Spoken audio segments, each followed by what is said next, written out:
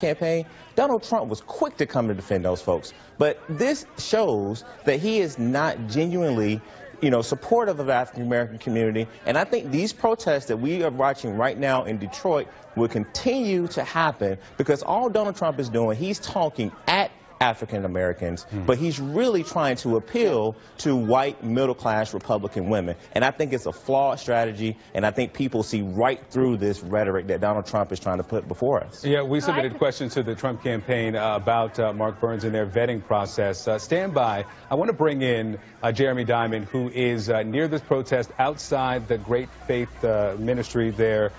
Jeremy, what are we looking at here?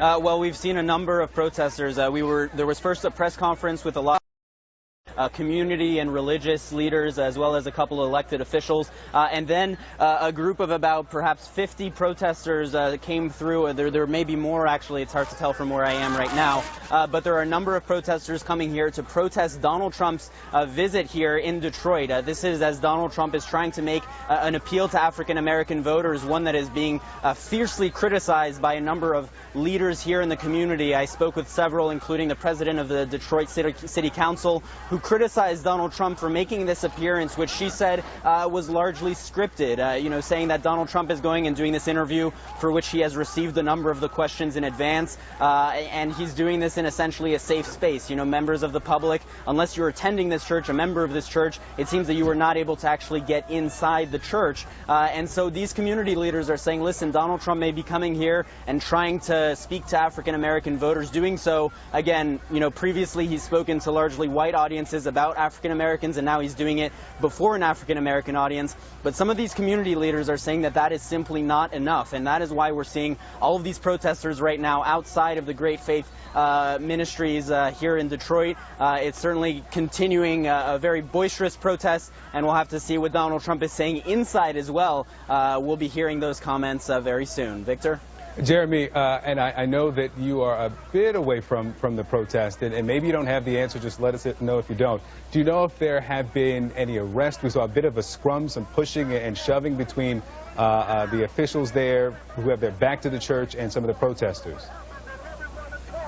I don't know yet of any arrests, but these protesters arrived only 10-15 minutes ago, so it would be a little bit early for that. But certainly police are here with a presence. We have a few police units mounted on horseback who are typically here for crowd dispersion, and we have a number of other police officers arrived from the Detroit police. So we'll see how the situation unfolds, whether it remains peaceful, and if there are any arrests, we'll certainly let you know. All right, Jeremy Diamond there outside of Great Faith Ministries. Let's pause for a moment and just listen to what's happening there in Detroit. We got to get Trump out of here because Trump is not right. He's a racist, he's a bigot, he's a misogynist, and he's a hater of men, and he is the Antichrist.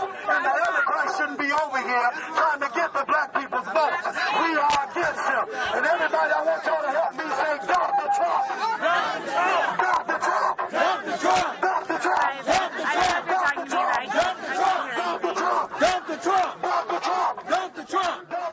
All right, you're hearing some of the chants there at this protest. If you're just joining us, this is outside of Great Faith Ministries in Detroit, the African American church, where Donald Trump will be attending service this morning and then participating in a recorded Q&A with Bishop Wayne T. Jackson to air, we're told, in about a week on Impact Television Network, a Christian cable network. I want to bring back in Kayleigh, Tara, and Theron. And Kayleigh, to you, your reaction to what you're seeing here. Well, you're going to have protesters. There's no doubt about it. But I encourage voters to really go look at Donald Trump's resume. You can go on YouTube. What you'll see is Jesse Jackson. There's a video of him standing beside Donald Trump, calling him a friend, praising him for his gusto to put the light on Wall Street and bring black people into Wall Street when he opened his building to the Rainbow Push Coalition. You can also go find Abe Foxman from the Anti-Defamation League who said... You can also find Abe Foxman from the Anti-Defamation League, who praised him and said he brought the spotlight on discrimination in West Palm Beach. You'll also find Donald Trump was the first candidate to say, I want the Confederate flag to come down in South Carolina. So we can marginalize him, and there's going to be an attempt to paint him as a racist, but I think it's very sad that is a highly offensive. He is not that. And by the way, look at the latest Fox poll. More than a majority of Americans think that is an unfair way to characterize Donald Trump. Tara?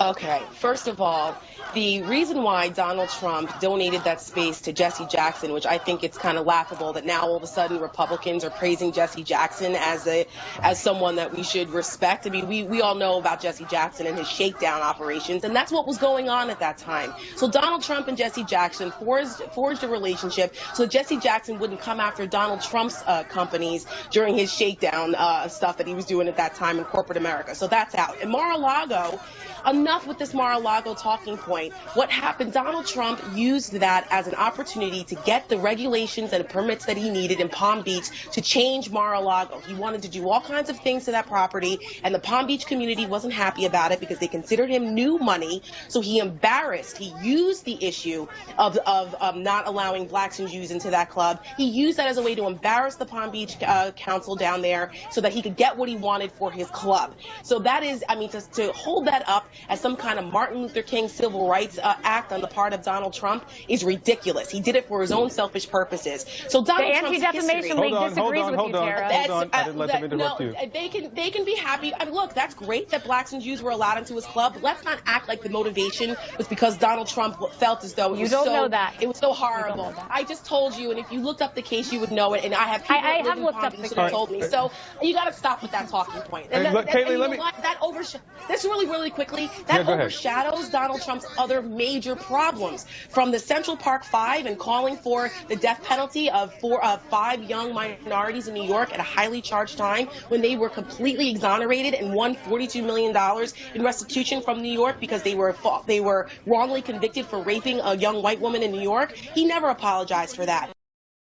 For the civil rights lawsuit, the Fair Housing Act violations that they had in the 70s and 80s, they never apologized for that. Never proven in a court of law, Tara.